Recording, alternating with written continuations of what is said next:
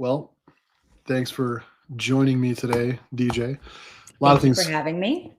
as always, a lot of fun things to talk about. So we are talking a little bit before we got rolling here about women's health and just how greatly served the women's health market is.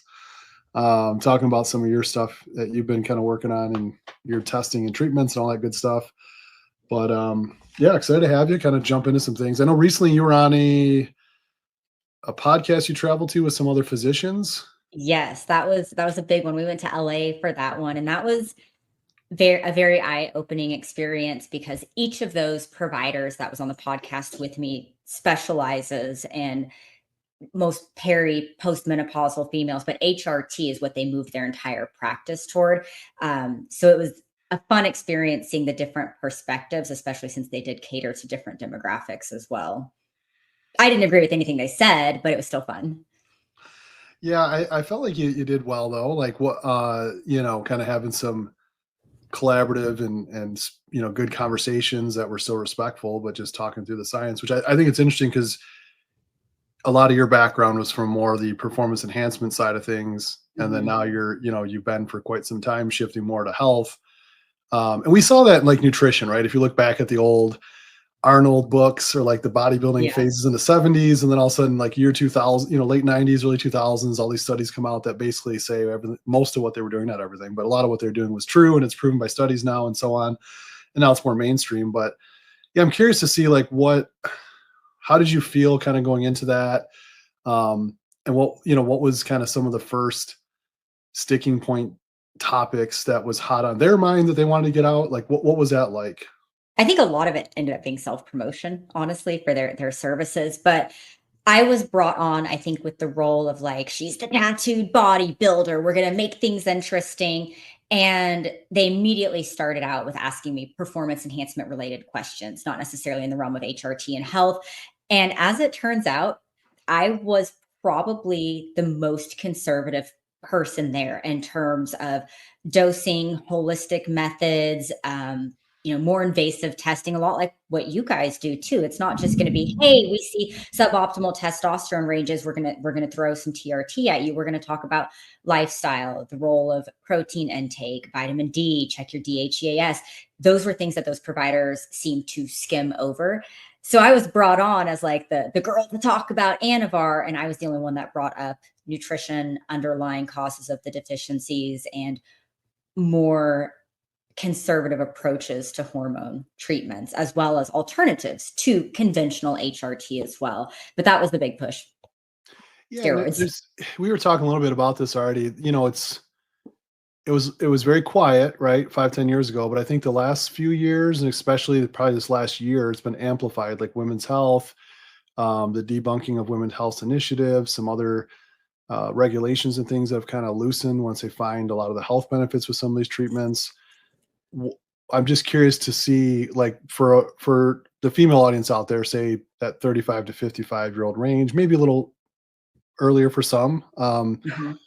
What are some things, because there might not that message may not have reached them yet, but what are some things that they should be looking for, to start saying, let me schedule a call with DJ, let me connect with somebody, let me kind of poke around and just get a little more insight on what's going on in my body. Like, what are maybe some symptoms or common things that you discuss or that you see a lot?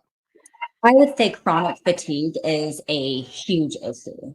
So we see women that are having a hard time getting out of bed in the morning, having to nap on a daily basis. That tends to be something that we see, especially as we start having HPO axis declines, and then we start seeing thyroid dysfunction. So overall energy levels and then libido changes are a really big one. Changes with vaginal health, and that is something a lot of women aren't comfortable talking about, and they don't always know how to express it. A lot Right. of women start to deal with vaginal dryness at a young age. Even drops in progesterone at a young age can change that fluid balance.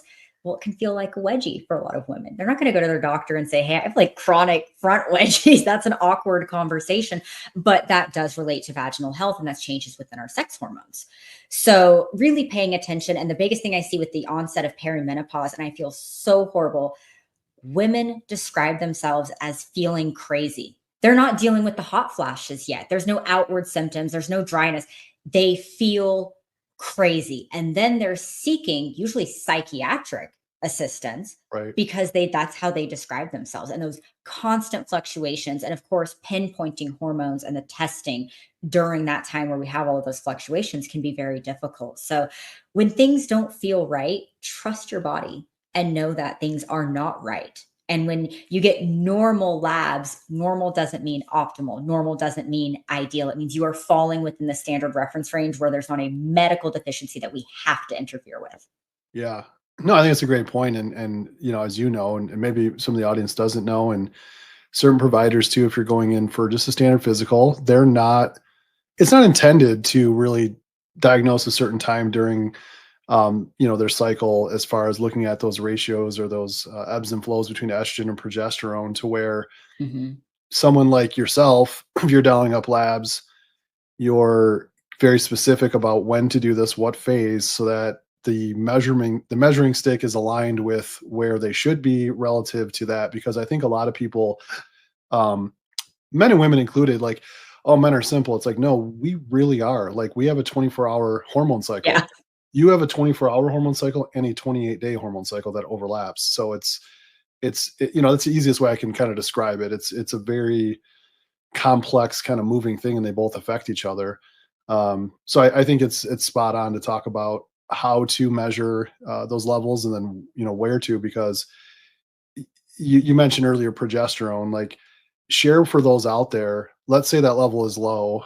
One, what's the likelihood that's being tested on a regular basis? And two, what does it feel like to have it low?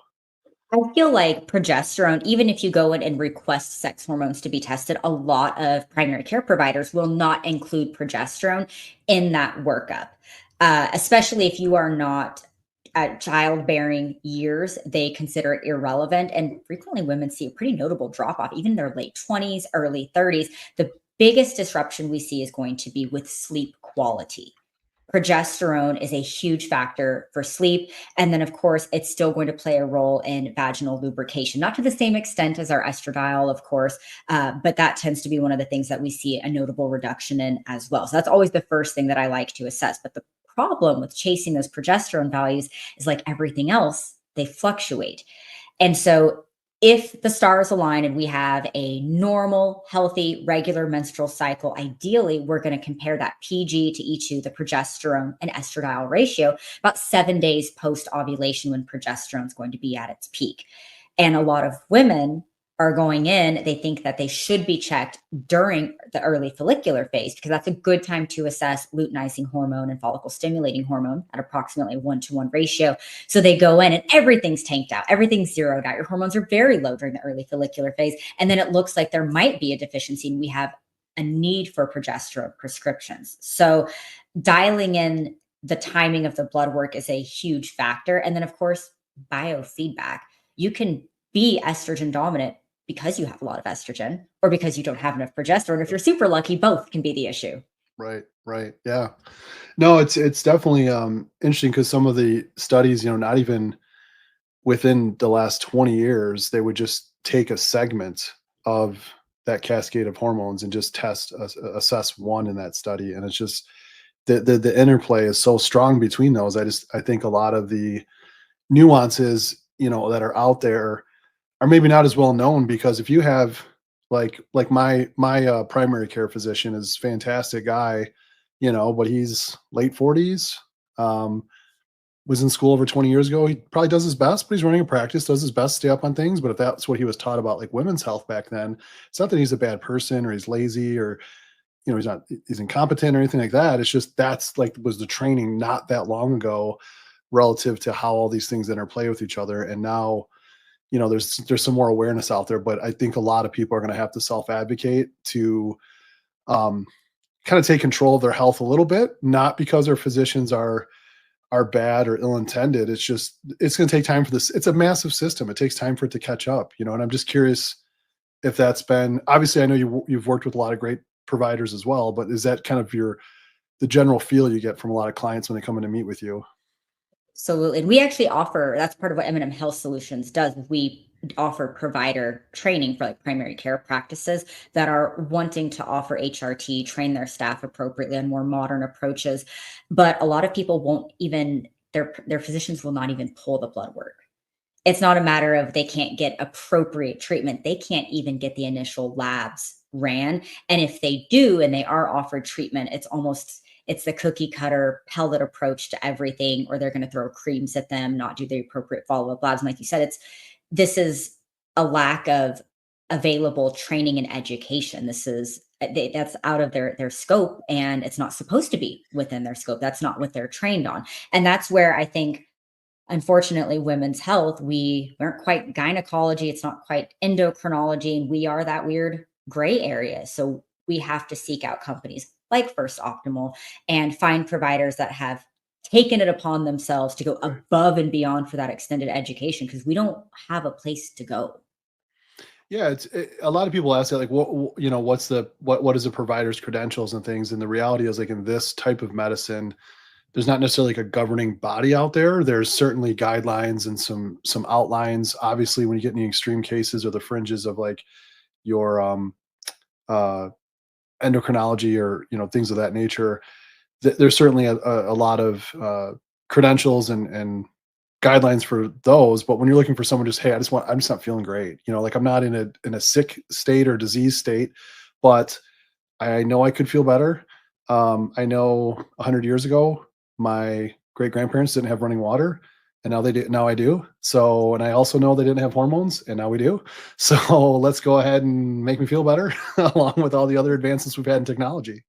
As weird as it sounds, I honestly feel like a major shift that we've had exploring and opening up to female HRT, especially at younger ages, just correcting deficiencies, not just dealing with perimenopausal symptoms, comes from weight loss injections.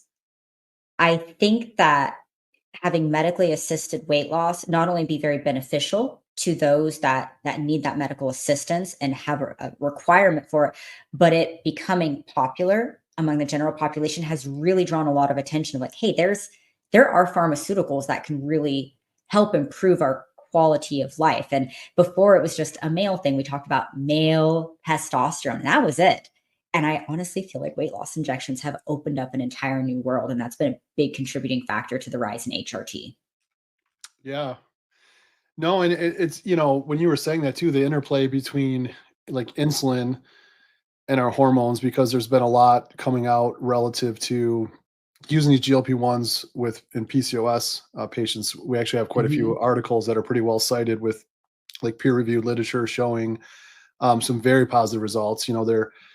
They're not it's not, to misrepresent saying it's some form of a cure or something to that effect, but getting some of those, um, you know, how do I say, synergistic hormones that are going to have an effect on your sex hormones more directly, getting those kind of under control and in line seems to be leading more to, positive outcomes when it comes to all the other, hormones in the whole cascade of things happening between those 24 hours and 28 days, right? So, um, I have Anything noticed to help that. increase insulin sensitivity, like in terms of pharmaceuticals for PCOS, unfortunately, there's a lot of demographics that are not going to be able to afford the slew of supplements that we can utilize to help improve it, that can't afford working with a nutritionist or registered dietitian, that they don't have access to those things. So having a single once weekly injection that they can do from home that can be prescribed will change their lives drastically. Yeah, and I think it's a really interesting topic too, because a lot of people are.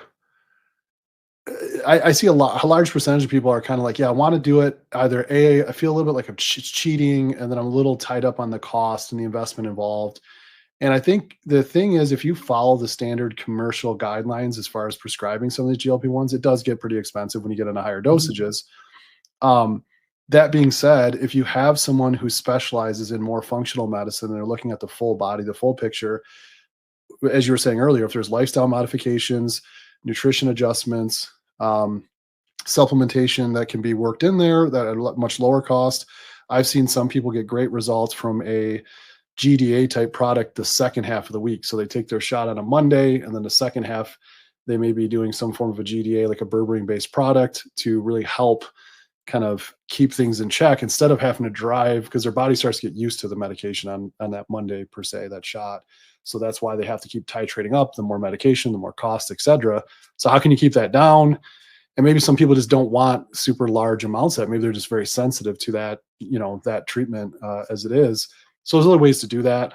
And we all know too, if someone's listening and they haven't seen it, you can Google it. There's thousands of reference points to just simply walking after a meal and what that can do to your blood sugar Yes. levels.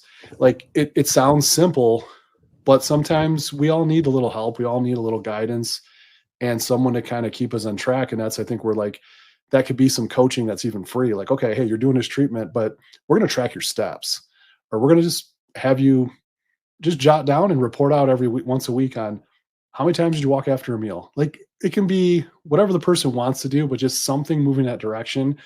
If there is some other, well, I think they should do it either way, but especially if there's some financial constraints, things of that nature, it's like, hey, let's get you some help, get you moving in the right direction, and let's see what happens. You just never know. There's a lot of different levers we can pull in the body, so complex.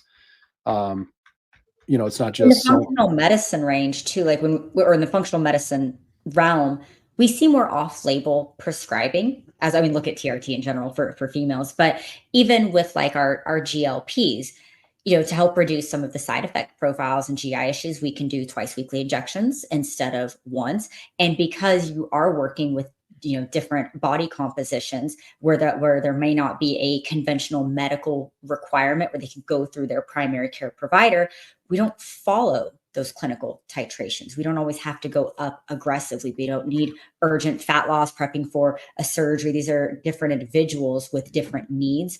So we come up with more customized approaches. And again, those you're able to actually talk about some of the lifestyle modifications that will really help amplify the results that they get from the GLPs as well. But even dosing looks a lot different if we're not following those clinical titrations. Right. Yeah. One of the things you mentioned earlier, I wanted to circle back on, because there's a lot of people out there. I think there's two types of treatment modalities, if you will, that are in the marketplace. They're in the medical field. So I would imagine there's some application to them. I know what I see on my end when they come to our clinic, like what's going on, but I'm curious on your end. Let's start with pellets. When women, you do a lot of consultations, like, and for those who don't know, DJ does a very thorough lab review and consultation for some, and sometimes it's a one and done. They just get a ton of information and they can take it to their provider or their, clinic of choice. But I'm curious, like, what do you see in those reviews? If we kind of look at pellets first, like what are some of the things, are there any pros, and from your viewpoint, and pros and cons, if you will?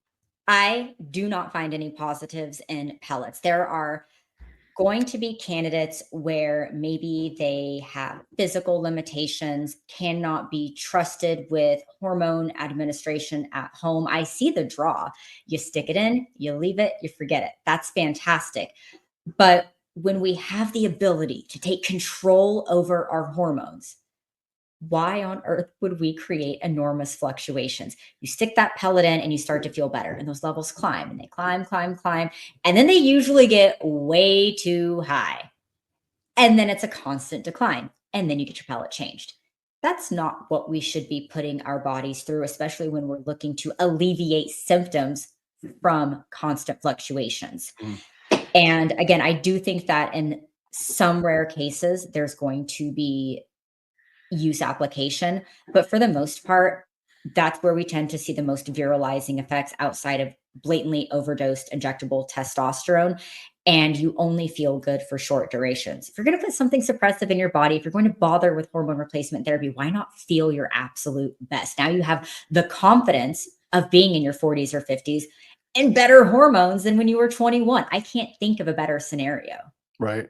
But pellets do not create that. It's constant fluctuations. Anything that's combination, it's hard to really come up with adequate, personalized, individualized dosing protocols. I'm not a fan of pellets in any capacity. Got it. And then the second one I wanted to talk about, and then we'll definitely get into some of the more positive dosing protocols. But I have seen a lot of blends coming in recently. So a lot of what we tend to deal with is I like to refer to it as more like complex cases, specifically in women's health. And a lot of times we find out that there's some nuances to each case that we have to address first to help with the methylation process of the hormones, or some way of optimizing the amount they're taking. But I've noticed a blend of, gosh, I'm trying to remember all. I don't know if all three were in there, but I want to say there's It was pills all with. 3. You and I talked about this, and I had never Okay, seen it before, and it was some of the worst lab work I've ever looked at. I was like, "You're not on HRT. There's no way. Look at right. your blood work." So, in terms of blends, we do have to look at, compound bioavailability. Administration methods do matter. Getting a compound from point A to point B isn't always the final goal. We have to look at how it's going to impact the body. On that podcast I did, there was a male physician on there, and he was taking oral testosterone, and I was dumbfounded by that particular selection as a male provider as well. But I think what you and I had seen was somebody on a combination of, it was all 3 hormones, right? But it was an oral. Yeah. I did not know that this had existed. And now on paper, I showed someone that was basically postmenopausal with no HRT. We have to look at peak serum levels, half-life, and combining these. Now, I do like micronized oral progesterone, of course, and I think obviously for some women going the estradiol route, oral can be very beneficial if they're like low clot risk. There's other factors that we would look at there, but oral testosterone, I don't think has a place in any treatment. And what I saw reflected on the lab work, she had gone in just a few hours after taking her morning medications, and her numbers didn't budge. And it was a very pricey compound as well.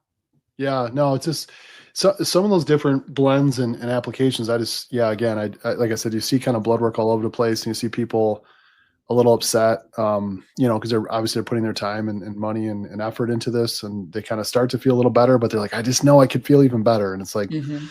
well, we're not really mimicking, the body's natural production with how you're kind of administering this. So here's some things we can look at. I think it's just really important that the providers out there have a deep understanding of how that method works, understanding the difference between the kinetics, pharmacodynamics, like both those different nuances in the body. What does the medication do to the body? What does the body do to the medication? And kind of spending some time looking at that, because maybe you're lucky. Maybe there's a percentage of people out there that just any kind of treatment, they're going to feel really good and they're going to make some progress and movement and they're going to be pretty happy. But there's also another group of people out there that over time, and I know you went through the GI map, so doing some gut health assessments, like when people have certain applications, especially if it's oral, but there are some others where if they have issues with how they're processing these treatments because of maybe some gut dysbiosis or some other liver function that's not quite optimal or whatever the case may be, there's a lot of nuance to that.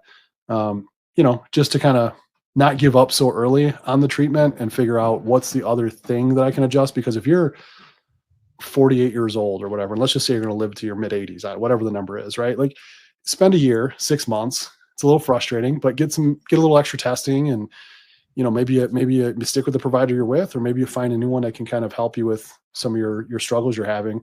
But then for the rest of time, you have the formula. You've kind of figured it out, right? So I think some people sometimes finally take that plunge, and then if it doesn't like land perfectly, maybe they're Mhm. at a clinic that doesn't have as much advanced testing as an option, then they kind of give up and say, well, I just knew this wasn't going to work for me. I have seen that a lot with guys with pellets as well. HRT is a journey, and that's, unfortunately, we are playing with hormones. It's a pretty serious thing. I'm glad more people are willing to try it, and we see women that are advocating for themselves, but it is a journey, and you're typically not going to get it dialed in that first time. That's why we have to do the follow-up blood work. We have to do initial baseline labs. A lot of things, again, I like to attempt to take holistic approaches at first. They Right. don't always work. And a lot of women say, I'm not interested in that. Bring me on the pharmaceuticals. They exist for a reason. I know I can feel better and I want to. But that's why it's so important to have those conversations with the patients. And in terms of choosing treatment and administration options, that is on the provider to see if they have, like you said, taken that extended step to learn the pharmacodynamics of what they are prescribing, because there's some really big differences in what forms we're utilizing, especially in females. And now we're seeing more and more injectables being prescribed. Right. Yeah, and there's a lot of great services out there for more advanced testing. It's just unfortunately, um, right, like some clinics out there, if the provider's the clinician, they're the face, they're the one doing payroll or the one doing like, there's just so many hours in a day to where they do a great job, but based on the resources they have. Um, but if there's, more additional training and things, it can be a challenge to kind of stay up on those things and really find out what's going on with that patient or client, which is why they're in the traditional medical field and more of the sick care model, or someone in a disease state. That's why there's so many specialists or so many referrals to do out there. I think it's starting to slowly become more common where there's more referrals happening in our space and more like the optimization space to say, hey, I really focus on this group or these, this team over here specializes more in this specific issue you have. Let's send you there because they're going to have a little bit more dialed in approach for you and kind of help you with that. So it's, I'm optimistic because we're seeing more of that. It's just, it still is something I think a lot of people have to remember to take ownership, take control of their health, of their goals.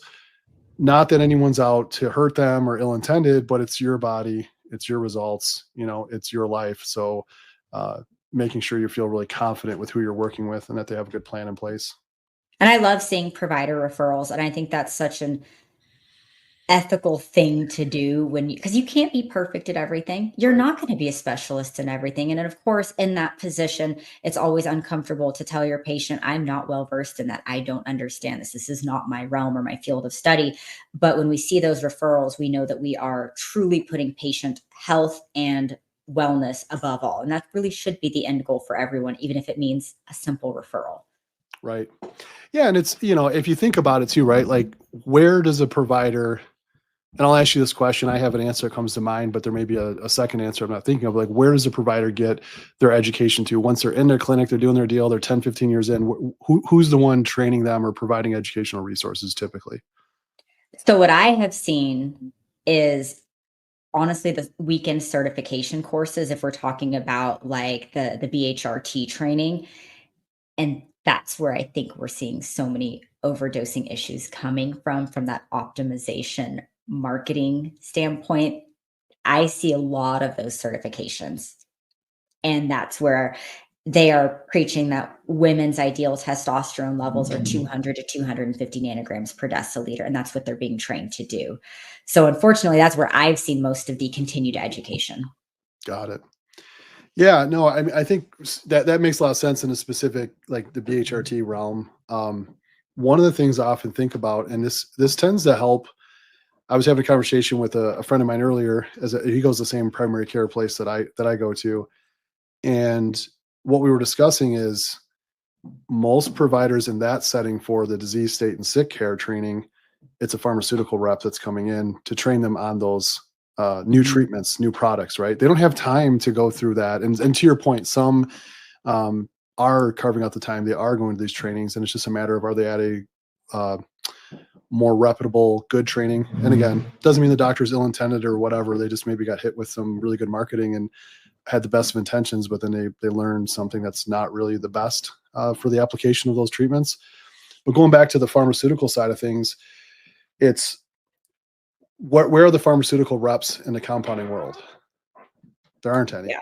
So there's not training for that. And so I think that's kind of why I just like to try to describe that to people, especially if they're a little frustrated with their primary care. I'm like, maybe there's a traditional commercial grade like thyroid treatment they're on, and then we tell them about a different blend that we have, different metabolizing schedule, different absorption rates, and they're kind of frustrated. And I said, well, your doctor wouldn't know this. Like, this is why we specialize in what we do. We wouldn't even exist if there was, well, we might, but we wouldn't like have,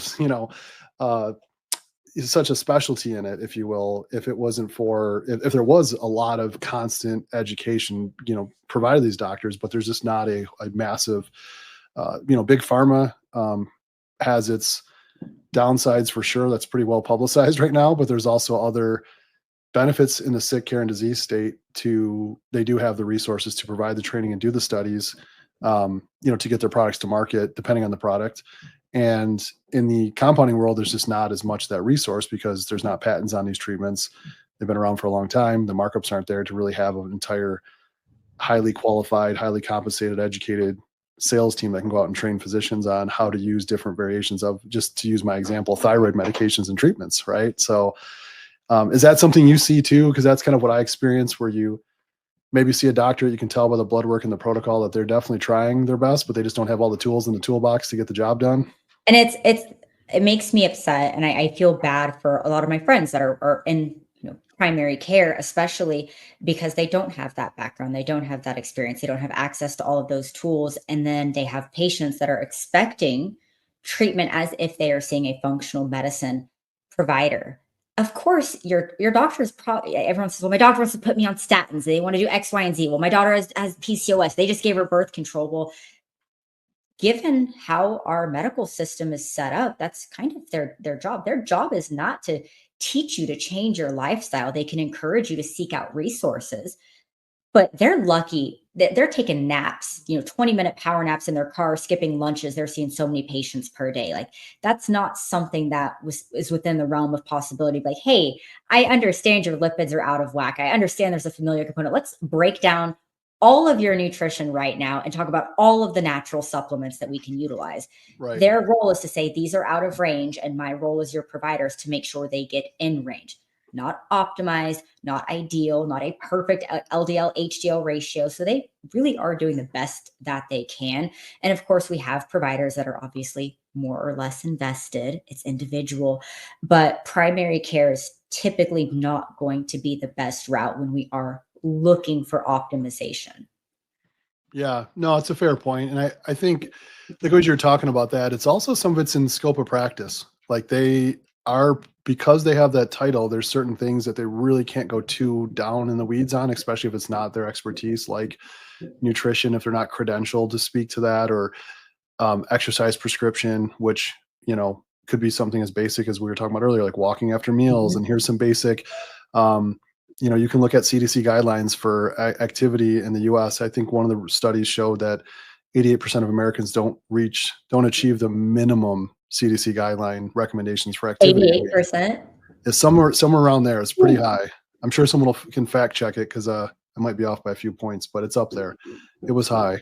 So it's, I guess my point is there are some very basic guidelines you can put out there, but sometimes there's a fine line between like scope of practice when you have the MD credentials that you have to follow by as well. So, that's where those extra supporting help from people that can guide you through some of those other interventions is going to be really key when you're doing that. So speaking of which, when you seeing a lot of these, clients coming in, what does it look like as far as their lifestyle? Like, is there kind of a common theme from women you're seeing that's maybe a gap? Is it all over the place? Not at all. All over the place. I have women that are very sedentary, don't move, don't plan on exercising, refuse concepts of added movement, people that refuse to track calories, have no background, they don't know what a macro or micronutrient is, they've never looked at a food label. And then I have very regimented, health focused individuals. I'm talking women in their 70s that can outperform any 21-year-old that I have worked with, athletes, bodybuilders. It's all over the map. But I appreciate it because I get to see, the internal side of things. I get to see what's going on with their lab work and how these different lifestyles are going to influence lab markers as well. So no set demographic. I'd say the 18-year-old, college athlete wanting to optimize their nutrition, all the way up to a 60-year-old woman wanting to bring back some libido and vaginal comfort. Sure. Yeah. And I think when you're talking about activity, I was just reminded of some of the individuals. I'm curious to see if you're seeing this. They almost show up like some show up a little defeated before they start some kind of treatment, because they feel like it's all based on their mindset, or they use like words like I'm lazy. I know it's lazy of me. I know, basically like, woe is me. It's a failure. They're a little depressed because I don't get my steps in. I don't cook as clean. And oh my gosh, I'm so busy. I order out too much and I do this and I do that. And sometimes I'm like, well, before you go beating yourself up, like, let's just take a look. Let's pop the hood, see what's going on inside, because it's not magic. Like, there's a lot of chemical processes that are going to help you have the energy to do everything you just listed off. And yes, a little bit of grit and willpower can get you to a certain point, but at some point, if you're out of gas, you're out of gas. Like, it doesn't matter how souped up your ride is. Like, if you're out, you're out. And so let's take a look at some of those raw materials. And then they start treatment and they're like, oh, I want to go get after it a little bit. I want to go to the gym. I want to go for that walk. I want to do that thing because I'm feeling a little more, upbeat and things. So I was curious to your experiences with that. And, when people come in, are you kind of seeing sometimes maybe a little, almost like a dark cloud over them when they're coming in, and then you can kind of lift that as they kind of start to. Think it's the last resort because let's be honest. I charge for consultations. HRT costs money. A lot of these services are not going to be covered under their insurance, so it's an investment. So for a lot of people, they do put it off until it becomes a last resort for them. And I feel like some people have potentially spoken to providers, coaches, nutritionists, and some of that negativity was put back on them, especially if you aren't exploring blood work. If you aren't really deep diving, it's a very easy thing to tell someone they're just not trying hard enough. But let me tell you, somebody with an autoimmune disease and poor thyroid function, you feel that way and go exercise. You find the motivation to go to the gym when every point in your body feels like there's knives in it, when you are physically exhausted, when getting out of bed is the biggest feat of the day. It's going to be hard to tell someone to meal prep and exercise more. So addressing those underlying issues, that's really what allows them to step into that lifestyle. And that's where you kind of see those two areas blend. We have optimization of your hormones and health, which allows you to make those very important lifestyle changes. And it's a beautiful synergy once it all comes together. It just takes a little bit of work. Right. Yeah. And it can be overwhelming, right? I've had so many people that I've met, they'll be like, hey, I heard this from this person, this from this person. I'm like, stop. Let's just talk Oh, about you. TikTok, and I'm even on TikTok. I'm like part of the problem. Well, I heard that we should take this, and I need to do this, and I bought this supplement, and I'm deficient in this, and I have to focus on my mitochondrial health. And I'm like, maybe let's stop with fast food twice a day before we start with that. And it's there's a lot of information coming from a lot of places, and it's hard to know what to listen to. And that's why I would say blood work doesn't lie. People do, but blood work does not lie. Right. Right. Well, I did want to shift a little bit because we were talking before. Wanted to get into a little bit of gut health. I mean, you recently went through the GI map assessment with someone from our team, and just curious to kind of walk through what the experience was like, what'd you learn from it, just kind of unpack a little bit for people maybe out there too that are curious to how that works and what are some things they might find. And I'd be happy to share some things that I see from my end too. But what was it like for you? So it was actually a very, very smooth process. Did not know I was going to have to play in my own fecal matter. That was exciting. But no, so they shipped me my test kit. It came with very basic, easy to follow instructions. That way they could get an adequate stool sample. And then you just schedule it. I think it was with FedEx. They pick it up from your house same day.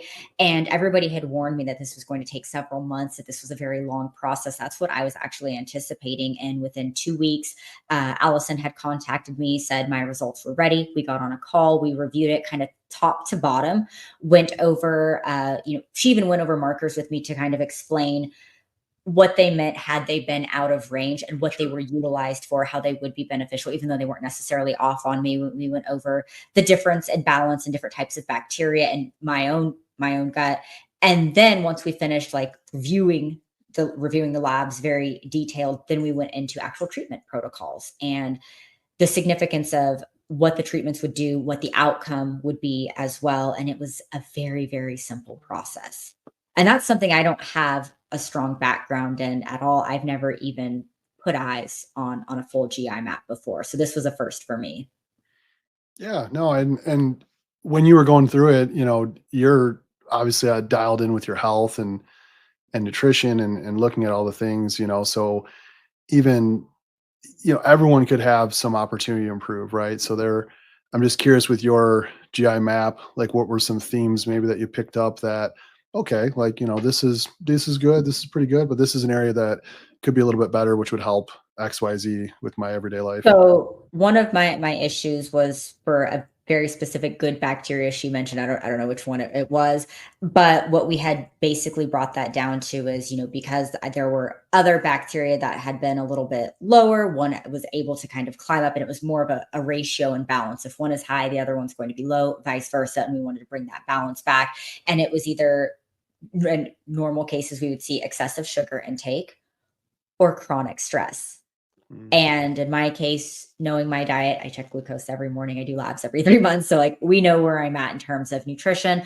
It likely stress induced. And we had actually talked about where my cortisol readings had been prior to that, where things got a little out of control in terms of stress, not in like the funny way where everybody complains and then buys a supplement for it, but actual chronic stress issues. Sure. And she had said that that was a huge contributing factor. And then basically I was dealing with a lot of inflammation as a result. And that's where like the BPC KPV combination came into play. Yeah, no, it's interesting when you kind of get in there and you realize like, well, I didn't know that, like, because inflammation is such a generic term, but when you It's a hot word right now, but it's still a problem though. Right.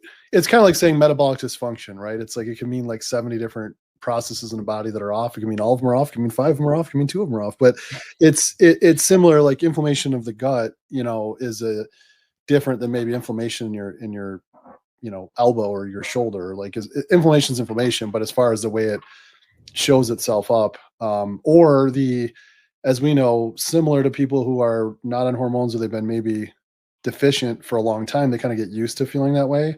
Similarly with the gut, it's like, oh, when I eat that, it just doesn't do so great with me, but I just figured that's just normal. And it's no, that, it's kind of nice when you can connect the dots and point to something specific to that.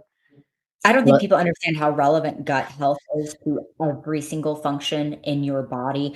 And it does get overlooked. Exactly like you said, we get used to that. That becomes our new baseline. Same thing with gut health. The amount of people that are like, oh, well, they'd say I have regular bowel movements, but for them, regular once every 2 days, or alternating between chronic diarrhea and constipation. Like once we start asking about like Bristol stool charts, you find out that they've never had regular digestion in their lives, but they think that's their normal. Right. They've never experienced anything else.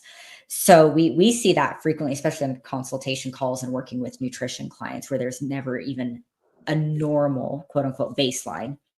Yeah, no, it's true. I mean, you'd be surprised, some of our questionnaires that are on there, they're like, why are we talking about this? Like, we'll get to it. There's a lot to unpack here and to get into it, but yeah. And there's some other pretty over-the-counter kind of applications people can do, and there's things relative to, like you have your L-glutamine and when to take it for, potentially for helping leaky gut. There's some hydration things that can help people. There's certain foods maybe for a certain time to stay away from. But I think one of the big ones is not to get people to not rush out and buy fill in the blank product. It's not that the product's bad. It might be a fantastic product, but you said something earlier that I think is really important to highlight is there's different types of bacteria. And if one is already high and one's low, and you go buy the product that has a high percentage of those bacteria that are already high, you just now overloaded that side, which potentially could even make it, in most cases, even worse. You're going to feel even worse than it, even though you think you're doing something right. So just kind of understanding that and figuring out, taking a time out, figuring out how to assess the gut and kind of where to go from there. And there's a lot of different, it's a mixture of a science and an art, right? It's not A plus B equals C. Even something as advanced, I will say, because a lot of people sometimes think like, well, I want to know black and white, like what goes on with my gut health. And I'll tell you, like I went through U of M, University of Michigan cardiology, one of the top EPs. So he deals with the electrical part of the heart. And the first thing he said is, this is really elective. Like we're going to play. It's called, what they say to me, he's like a top dog specialist, right? Like here, specifically at U of M because of his specialty and how brilliant he is. He said, it's called a medical practice. He's like, we're going to practice. We're going to play with different formulations and treatments to get I had PVCs. Luckily I wasn't symptomatic, and get those under control. And we did that for about a year and a half and kind of landed on a good spot. And then it turned out, I didn't need any kind of treatment anymore. And the rest is history. But my point is, like, even that was eye-opening to me, because even someone at that very, very specific entire life guy travels around the world giving lectures and everything was still like, I don't know. Like, I know what it's not. It's not this, this, and this, but I don't know what it is. Like, we're going to work on it. We're going to try. And I think it's like having an open mind and having some fluidity to your approach when it comes to advancing your health is really important, because other agents out there, and a lot of times it has a negative perception. So again, it's better than nothing, but it's a masking agent. So it's like, yeah, it does lower that number, but it doesn't address root cause. It's never going to change. Like that medication is only potentially going to go up if you don't change anything else. Like thinking of like a cholesterol or something of that degree, of that nature. So I think there's a lot of mindset that has to be right when someone's kind of exploring into some more aggressive interventions or changes. And let's face it, it's usually not a quick one thing or a quick reason where they got to where they are. It's usually like a 20-year thing we're trying to unravel. So it's going to take some time. But then they want it fixed in 2 weeks. Yes. It took 20 years, but we want it fixed in 2 weeks. And it's unfortunately, it's a journey. And I think patient expectations, clearly communicating, this is suppressive, this is lifelong, this is intended to be forever, versus, hey, this is going to help us get on track a little bit quicker, or this is an urgent issue that we need to address quickly. But the lifestyle modifications that we're throwing in are going to be what's utilized to maintain these results. That's a really big issue that I see, is people will be put on either pharmaceuticals or even just natural supplements, not understanding whether it's intended to be lifelong or a temporary solution. Yeah. Well, I did want to give a couple more takeaways for the viewers out there. Obviously, you have a wide range of people you serve and a lot of knowledge. I think one of the things that's probably pretty palatable for anyone watching this, listening, is going to be some like recommendations on labs. Like I'm grateful that I can help my friends or people that know me will send me an info like, hey, send me what I should get. And I can just pull it right off our site and say, have them order up this. So what are things that, for the women out there listening and they're like, oh, I got my appointment coming up, like I'm gonna ask some questions, like what are maybe your top 3 to 5, like, hey, these are the markers you want to have, like outside of your standard physical, or these are the questions you want to ask? Like, what are some things that come to mind for you when you think of that? We'll try and get a very wide scope of sex hormones, and typically we'll do estradiol, progesterone, total testosterone as a bare minimum, though. But if we've ever had any suspicions or history of hormonal disruption, menstrual irregularity, we typically want to go a lot deeper. Those 3 you might be able to get your primary to pull, but again, I like luteinizing hormone and follicle stimulating hormone. Pulling just FSH to check for menopausal states usually isn't enough, because we are looking at a ratio as well as specific fluctuations throughout the cycle, especially if we're looking for an ovulatory cycle. So I like LH and FSH. I frequently like SHBG, especially if there's history of oral contraceptive or even anabolic steroid use, just because of the impact it has on sex hormone binding globulin, and then free testosterone as well. Those are kind of our basics for sex hormones that I like to see. I also really like to see DHEAS. I like to see morning cortisol. Fasted insulin is really nice, especially because most women are either going to come with a complete metabolic panel, or they'll be pulling a CMP with our labs. But fasting insulin gives a lot more insight, especially in conjunction with fasted glucose on that panel as well. And I'm sure you deal with this a lot too. Like, we can look at an individual marker, but blood work is a puzzle. Each piece matters, but independently, it doesn't tell us anything. It all has to be put together, especially when we're looking at things like thyroid. I look at alkaline phosphatase frequently as a comparison marker with thyroid, especially if we're looking at like zinc deficiencies or something. So, and when we look at thyroid, and I know you deal with this a lot, TSH is your thyroid stimulating hormone. We use this as an indicator of appropriate or inappropriate thyroid function, essentially, but it's not the full picture. This is your pituitary's response, essentially. So we do want to look at your free T4 and free T3. And based on the age of your primary care provider, their preferred thyroid panels may look a lot different than that standard TSH, free T4, free T3. So that's what we like to see. And that's what helps us and the functional medicine range and coaching industries as well, not just your standard CBC, CMP lipids, which are important, but that's not everything. No, it's a good list. I want to walk through a few of them a little bit just for the people out there that might not know some of those terms. And we can even work on cutting these up for short, bite-sized informational clips for people. So explain to people, if you could, what is LH and FSH? What does that stand for? And generally, what's the reason why they would want to know what those are? Could you kind of talk a little bit about that? So, luteinizing hormone and follicle stimulating hormone are both present in males and females. And we typically look at LH and FSH when we're looking at potential for fertility and assessing types of hypogonadism in males. But in females, these numbers are going to fluctuate. And we frequently see these numbers pulled together in tandem specifically for PCOS diagnostic purposes, where we may see a notable elevation in luteinizing hormone. But this is where it gets a little tricky because we have to look at the timing of the labs if you do indeed have a regular menstrual cycle. When we start to have ovarian down regulation and their function starts to decline a little bit, that's where we start to see those elevate because your pituitary is always doing the most. What I like to say is it's the compensation thing where we're Mm. seeing if something declines, it's going to increase output of gonadotropins to try and stimulate the same thing that we see with like thyroid stimulating hormone. It is always doing the most. That's how we assess postmenopausal states, is looking at your luteinizing hormone and follicle stimulating hormone, and looking at those surges along with your sex hormones can help us identify an appropriate ovulatory cycle. Just because you're bleeding doesn't mean you are ovulating as a female. So I like to use it for PCOS diagnostic purposes as well.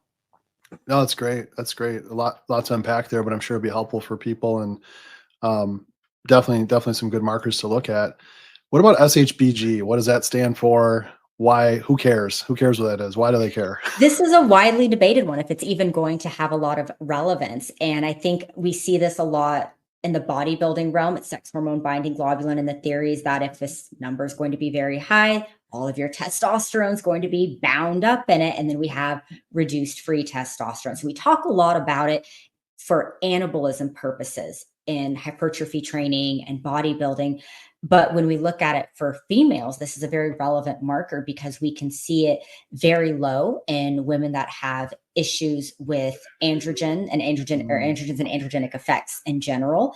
Yeah. This is where we tend to see, specific blockers deployed if we have something like PCOS in place, and why birth control can be such a and I don't like birth control as treatment for PCOS. I hate combined oral contraceptives, but at the end of the day, it does artificially inflate your SHBG. When we have that number very high, we have a reduced free testosterone. This can be life changing, especially for someone that's maybe on a fixed income that can't afford extra services, but they can get a COC prescribed through primary care. This can be the difference between having a beard and not having a beard, androgenic alopecia, chronic acne. So SHBG is a super relevant marker, especially in overall women's health, not just in the bodybuilding world, to try and get it as low as possible through crushing it through DHT derivatives. I was gonna say that's a great comparison where you have this one audience that wants it potentially as low as possible, and this other group wants it a little higher in most cases. So again, it goes back to those nuances in application to where understanding how these things work and the different genders and the different physiologies of different people's bodies, where they are in life, what's going on with their goals, making sure you understand that because there's a lot of nuance to how these things work. And additionally, too, there's a lot of I've seen where perhaps someone who a male, women too, but I see it more in men where maybe they don't need replacement therapy. Maybe they have a high SHBG for a number of reasons that Yes. we can try to get. We can give them immediate intervention with some over the counter things that have a higher binding affinity to help attach to that, so it doesn't attach as much to the testosterone. Is kind of the theory behind it. We see that in blood work. There's also, potentially maybe there's ways to naturally boost their testosterone production, lower SHBG. Now there's more free testosterone. And for people out there that don't maybe understand, a really simple analogy that I like to use is your total testosterone is like your 401k. Like you have the money, but it's harder to get to. It's not really as readily available. And then your free testosterone is like what you have in your checking. Like that's what you're going to be using.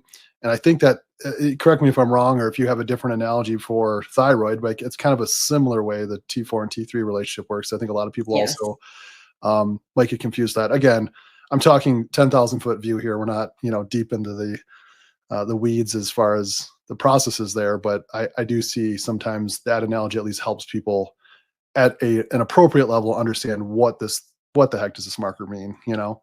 Free testosterone is crucial, and I think it's overlooked frequently. People tend to hyperfixate on total testosterone, which obviously is relevant.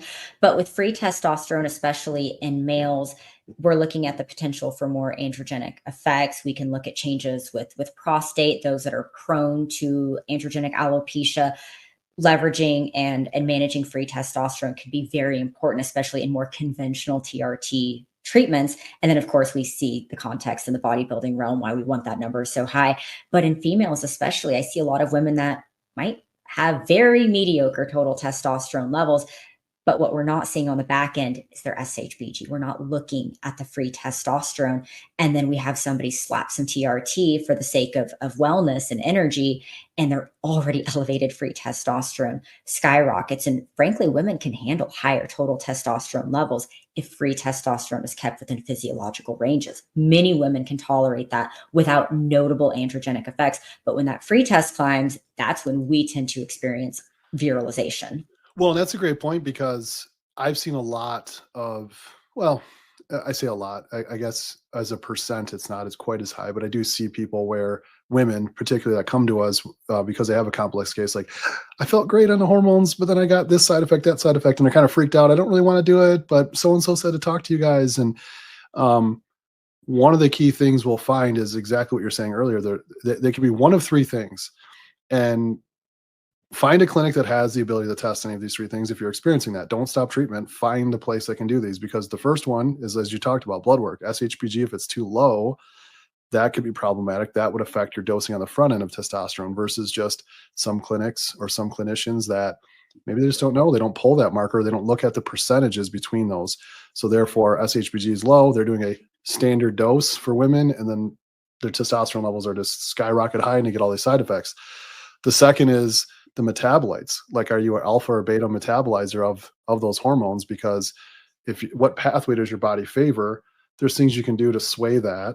And if one pathway is higher on that more kind of DHT alpha pathway, you're going to have more, DHT is much, much stronger, obviously, as far as the, androgenic effects or the male characteristic effects they're going to have. So that could be the second reason, because even someone with a low dose, you're scratching your head going like, what is going on? It's like, that's just their genetics. Like you give them a tiny bit and they ramp it.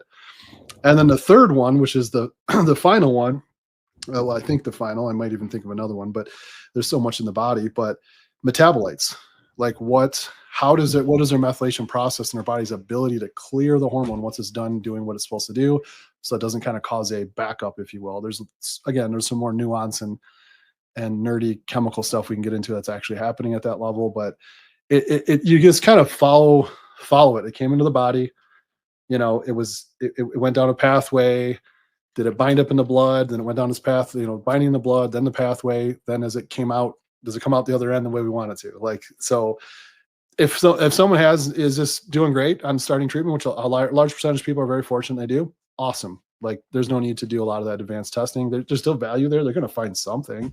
Like we were just talking about yourself with the GI map, like super healthy and everything, but there's still some opportunities to improve it, right? But similar to that, if some people are just doing great, rock on, do your thing. But other people, if they have those issues, it's not a reason to stop, because I think it's like, well, gosh, I felt great, but I can't do it because I started to get facial hair, and it's like I started losing access to that lab work changes everything. Yeah, so it's really good markers. I think you just kind of walk through there because they're very important. I as we kind of wind up here on wrap up on time here, I did want to hit one more, which you were talking about.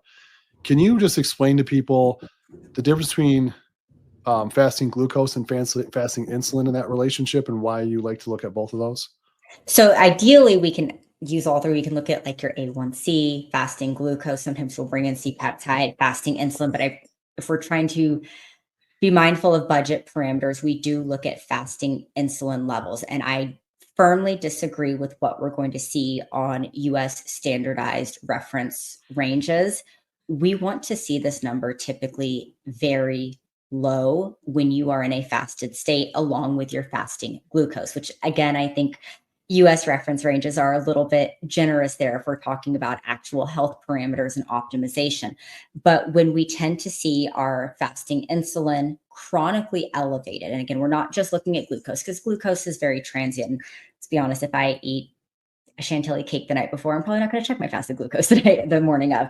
But insulin is a much better indicator of how your body is responding to overall diet changes and insulin sensitivity versus insulin resistance. We don't want high circulating levels at all times. And that's why it's very important that we are prepping for blood work appropriately. So a lot of people, it's inconvenient to go in a fasted state, or they want to grab a cup of coffee on the way. But again, we're going to drink that cup of coffee. Is it a cup of black coffee, or did you get creamer, sugar? Are there syrups in there that's going to trigger an insulin response and give us an adequate feedback? But one of the things that we are assessing, that term that's really thrown around, metabolic dysfunction, is we are assessing insulin resistance and insulin sensitivity in individuals.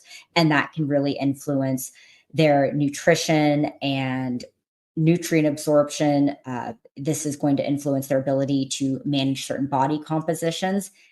Insulin is a key marker, and we want to be pulling fasted insulin, not just our fasting glucose, because I can make my fasting glucose pretty bad, and I can make it look really good. But obviously, I'm not in a pre-diabetic state, but it's going to be a lot more transient than what we're seeing in somebody that's building up insulin resistance for sure. Yeah, it's a great point because I've seen testing where there's multiple point testing, meaning they did multiple draws for conjunction together, like a glucose tolerance Mhm. test. And then it's, some of the providers like, oh, this is good or whatever. And then some of the more advanced providers I've had the opportunity to work with, super fortunate that I have, they would say, yeah, but what's the insulin doing to make the glucose tolerance test look good? Like, what is the insulin doing in the background? And that's like looking into the future, like where's their insulin sensitivity headed? Because their insulin could be like off the charts, just working its tail off, meaning not really, but it's super high to try to get those lower fasting glucose Mhm. numbers. And eventually that's where you're going to start to get some breakdown over time. So that could happen for a few years where people just don't even know, like, oh, my fasting glucose is good. It's my HbA1c is pretty good, so it's just understanding. And a lot of times, like I said, blood work's the picture. Like, I like to look at triglycerides as well. If I see somebody that brings me a CBC, CMP lipids, but I see everything looks great and triglycerides are through the roof, first thing we're doing is ordering fasting insulin. That will usually be my first course of action. Yeah, smart. Everything's connected. Our bodies can be inconvenient that way, but that's why blood work, comprehensive blood work, is so important, because it all tells a picture. And you might see some numbers that are high, some numbers are low, some are in range, but when we put it all together, the in range numbers might be the problematic numbers. Right, right. Well, I appreciate you coming on. Definitely wealth of knowledge and a lot to unpack from this episode. So we'll be sure to detail a lot of resources and all the show notes, and we'll have some blog posts and some clips that come out from this episode, just so people can kind of have it in a digestive format. But thanks again, and as always, great to connect and Thank you for chat a little having bit. me. All right, we'll see you. All right, bye.